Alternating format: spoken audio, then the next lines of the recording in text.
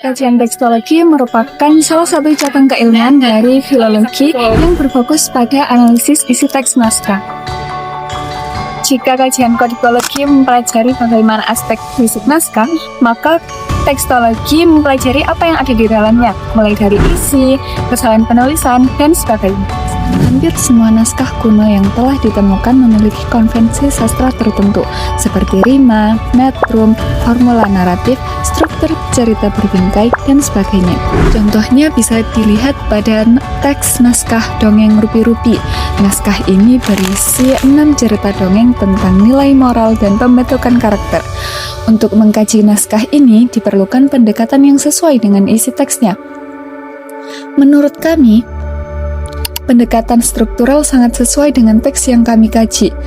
Naskah dongeng Rupi-Rupi memuat struktur cerita yang lengkap, mulai dari tema, alur, latar, hingga penokohan yang kuat. Untuk pendekatan yang kalian pilih sebenarnya udah cocok karena ceritanya sendiri kan dongeng, jadi syarat dengan amanat. Mungkin keterbatasannya ini ya, kurangnya karena kalau strukturalisme kan menganggap bahwa teks itu kan berdiri sendiri, jadi kurang dari sisi aspek historis dan sosiologi sastranya juga itu kurang. Nah,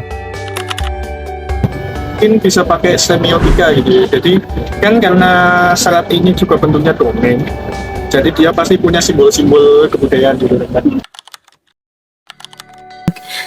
Kalau kita amati dari judulnya yaitu dongeng ya, jadi ini bentuknya seperti, kita bisa asumsikan ini bentuknya sama seperti karya sastra di masa sekarang, kasih saya. Jadi kalau mau dianalisis seperti menganalisis karya sastra modern itu sangat bisa.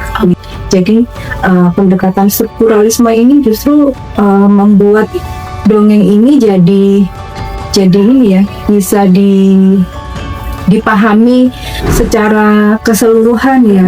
Jadi kalau bicara strukturalisme, semua hal yang ada dalam teks tersebut harus dikupas begitu ya. Iya betul. Jadi itu akan memberi wawasan tambahan atau pemahaman yang lebih mudah ya untuk pembaca gitu. Ada beberapa orang yang mengatakan bahwa analisis atau penggunaan atau pemanfaatan teori strukturalisme atau pendekatan strukturalisme itu sesuatu yang sederhana, yang mudah begitu ya. Karena istilahnya tinggal mencari, misalnya untuk tokoh dan penokohan tinggal mencari di dalam teks seperti apa gitu dan disebutkan seperti itu. Tapi saya rasa tidak ada yang mudah ya dalam pekerjaan ilmiah seperti ini.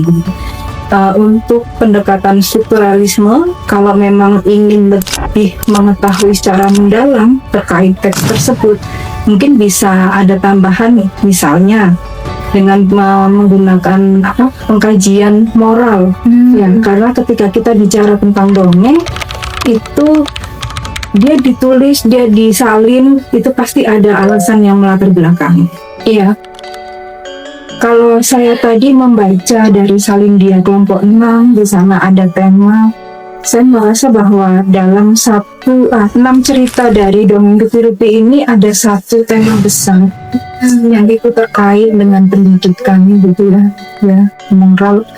Memang ketika kita bicara moralnya ini bagaimana disampaikannya, seperti ada pendidikan, moralnya disampaikan dengan jalur atau cara pendidikan gitu.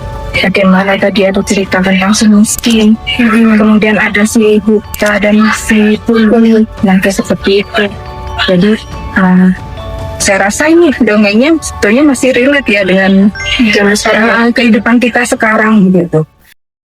Nah, setelah belajar banyak hal melalui teks dongeng Rupi-Rupi, kita jadi tahu bahwa naskah tidak hanya sekedar lembaran kertas belaka, tetapi naskah juga berisi nilai warisan budaya yang berguna bagi masa depan bangsa. Kemudian, tekstologi juga mengajarkan kita bahwa setiap naskah memiliki tujuan yang besar masing-masing.